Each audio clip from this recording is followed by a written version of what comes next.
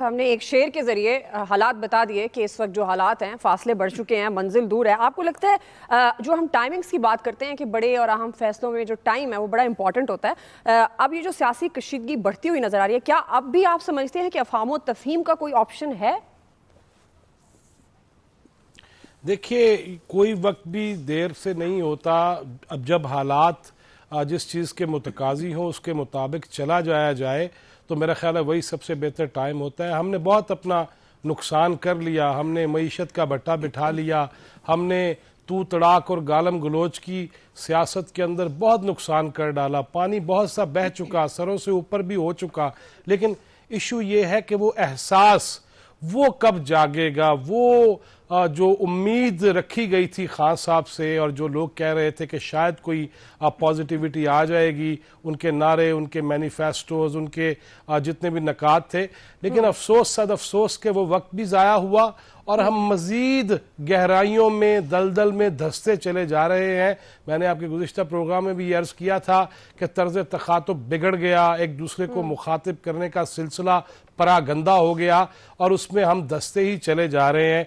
बहरहाल मैं आपके सवाल की जानिब अगर आऊँ तो अभी भी वक्त है कि अगर वतन से मोहब्बत का सबूत दिया जाए। अभी बरादरम हाफिज तार महमूद अशरीफी साहब बात कर रहे थे तो ये भी अल्लाह के नबी की हदीस है कि हुब्बुल वतनी शत्रुल ईमान, वतन से मोहब्बत ईमान का हिस्सा है। तो उस ईमान के तकाजे तो सबको पूरे करने चाहिए और ख़ास तौर पे जो दावेदार हों रियासत मदीना के, जो दावेदार हों ला इलाहा इल्लल्लाह की तशरीह बयान करने के, जो दावेदार हों कि एक ही सफ में महमूद अय्याज खड़े होंगे और जो दावेदार हों कि पहले करप्ट थे हम बड़े साफ हैं, वो भी कलई खुल के सामने आ गई है। अब मेरा ख्याल है सजदा सहव कर लेना चाहिए, ताइब हो जाना चाहिए और मुल्क को बेहतरीन हालात देने के लिए अपना अपना हिस्सा अदा करना चाहिए। आज अदालती कार्रवाई की आप भी बात कर रही थी, बाकी मेरे दोस्त भी कर रहे थे। जस्टिस शौकत अजीज सिद्दीकी साहब का आज हवाला दिया गया, लेकिन वो तो खुद इंसाफ के मुतलाशी रहे।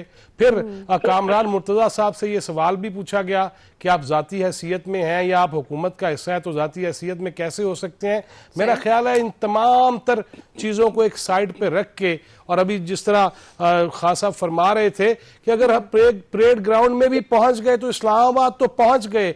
माजी में भी ये हुआ जब चौधरी निसार अली खान वजीर दाखिला थे, तब भी ये कमिटमेंट दी गई कि हम इससे ज्यादा नहीं बढ़ेंगे, लेकिन कंटेनर हटा दिए गए। 25 मई को भी यही हुआ। एक जगह तो तब भी थी, अदालती फैसला तो अदालती फैसला ही रहता है ना, लेकिन उसके बावजूद दरख्तों को आग लगाई गई, उसके बावजूद जो जबान इस्तेमाल की गई, उसके बावजूद डी चौक तक पहुंचने की जो कोशिश की गई, तो हालात खराब ही होंगे।